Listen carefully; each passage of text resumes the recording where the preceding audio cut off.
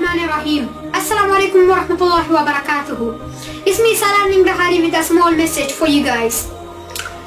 That is, it hurts sometimes when you feel alone. It hurts when you are in a dark place. You feel one cares about you. The first thing that you have to realize, that is self-love. It's about self-love.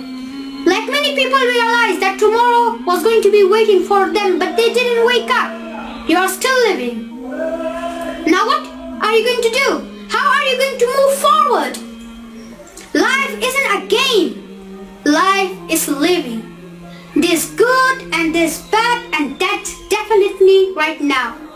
You can't wait for someone else to make your life better. You have to focus on you. Never give up on living your life. When your life is over, you can't come back.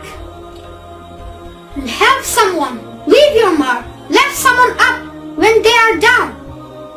Be the strength for others when they are weak.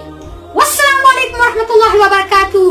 Your brother Salar Nangrahary. And guys, like my page much to help me to reach to another video. Your likes really help us. Thank you.